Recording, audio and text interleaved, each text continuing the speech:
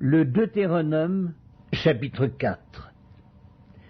Maintenant, Israël, écoute les lois et les ordonnances que je vous enseigne. Mettez-les en pratique afin que vous viviez et que vous entriez en possession du pays que vous donne l'Éternel, le Dieu de vos pères. Vous n'ajouterez rien à ce que je vous prescris, et vous n'en retrancherez rien. Mais vous observerez les commandements de l'Éternel votre Dieu, tels que je vous les prescris. Vos yeux ont vu ce que l'Éternel a fait à l'occasion de Baal-Péor. L'Éternel ton Dieu a détruit du milieu de toi tous ceux qui étaient allés après Baal-Péor. Et vous, qui vous êtes arrachés à l'Éternel, votre Dieu, vous êtes aujourd'hui tous vivants. Voici, je vous ai enseigné des lois et des ordonnances, comme l'Éternel mon Dieu me l'a commandé, afin que vous les mettiez en pratique dans le pays dont vous allez prendre possession. Vous les observerez et vous les mettrez en pratique, car ce sera là votre sagesse et votre intelligence aux yeux des peuples qui entendront parler de toutes ces lois et qui diront « Cette grande nation est un peuple absolument sage et intelligent ». Quelle est en effet la grande nation qui est des dieux aussi proches que l'Éternel notre Dieu l'est de nous toutes les fois que nous l'invoquons? Et quelle est la grande nation qui est des lois et des ordonnances justes, comme toute cette loi que je vous présente aujourd'hui? Seulement, prends garde à toi et veille attentivement sur ton âme, tous les jours de ta vie, de peur que tu n'oublies les choses que tes yeux ont vues, et qu'elles ne sortent de ton cœur. Enseigne-les à tes enfants et aux enfants de tes enfants. Souviens-toi du jour où tu te présentas devant l'Éternel, ton Dieu, à Horeb, lorsque l'Éternel me dit « Assemble auprès de moi le peuple. Je veux leur faire entendre mes paroles, afin qu'ils apprennent à me craindre tout le temps qu'ils vivront sur la terre, et afin qu'ils les enseignent à leurs enfants. » Vous vous approchâtes et vous vous tîntes au pied de la montagne. La montagne était embrasée, et les flammes s'élevaient jusqu'au milieu du ciel. Il y avait des ténèbres, des nuées, de l'obscurité. Et l'Éternel vous parla du milieu du feu. Vous entendîtes le son de ses paroles, mais vous ne vîtes point de figure, vous n'entendîtes qu'une voix. Il publia son alliance qu'il vous ordonna d'observer, les 10 commandements, et il les écrivit sur 2 tables de pierre. En ce temps-là, l'Éternel me commanda de vous enseigner des lois et des ordonnances, afin que vous les mettiez en pratique dans le pays dont vous allez prendre possession.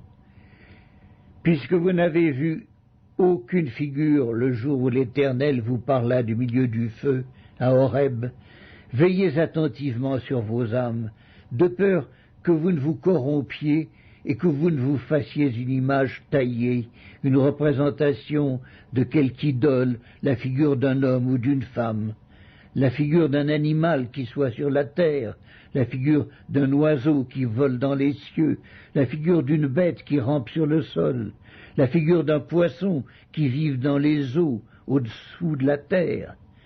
Veille sur ton âme, de peur que, levant tes yeux vers le ciel et voyant le soleil, la lune et les étoiles, toute l'armée des cieux, tu ne sois entraîné à te prosterner en leur présence et à leur rendre un culte. Ce sont des choses que l'Éternel ton Dieu a données en partage à tous les peuples sous le ciel tout entier. Mais vous, l'Éternel vous a pris et vous a fait sortir de la fournaise de fer de l'Égypte, afin que vous fussiez un peuple qui lui appartint en propre, comme vous l'êtes aujourd'hui. Et l'Éternel s'irrita contre moi à cause de vous, et il jura que je ne passerai point le Jourdain, et que je n'entrerai point dans le bon pays que l'Éternel ton Dieu te donne en héritage.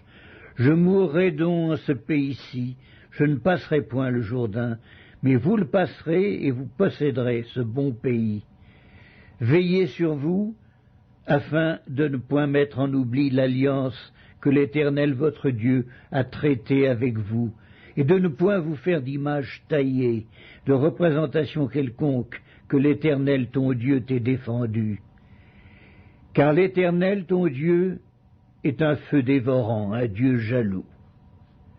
Lorsque tu auras des enfants et des enfants de tes enfants, et que vous serez depuis longtemps dans le pays, si vous vous corrompez, si vous faites des images taillées, des représentations de quoi que ce soit, si vous faites ce qui est mal aux yeux de l'Éternel, votre Dieu, pour l'irriter, j'en prends aujourd'hui à témoin contre vous le ciel et la terre. Vous disparaîtrez par une mort rapide du pays dont vous allez prendre possession au-delà du Jourdain. Vous n'y prolongerez pas vos jours, car vous serez entièrement détruits. L'Éternel vous dispersera parmi les peuples, et vous ne resterez qu'un petit nombre au milieu des nations, où l'Éternel vous emmènera. Et là vous servirez des dieux, ouvrage des mains de l'homme, du bois et de la pierre, qui ne peuvent ni voir, ni entendre, ni manger, ni sentir. C'est de là aussi que tu chercheras l'Éternel ton Dieu, et que tu le trouveras si tu le cherches de tout ton cœur et de toute ton âme. Au sein de ta détresse, toutes ces choses t'arriveront. Alors, dans la suite des temps, tu retourneras à l'Éternel ton Dieu, et tu écouteras sa voix. Car l'Éternel ton Dieu est un Dieu de miséricorde, qui ne t'abandonnera point, et ne te détruira point. Il n'oubliera pas l'alliance de tes pères, qu'il leur a jurée. Interroge les temps anciens qui t'ont précédé depuis le jour où Dieu créa l'homme sur la terre et d'une extrémité du ciel à l'autre. Y eut-il jamais si grand événement, et a-t-on jamais ouï chose semblable? Fut-il jamais un peuple qui entendit la voix de Dieu parlant du milieu du feu, comme tu l'as entendu, et qui soit demeuré vivant?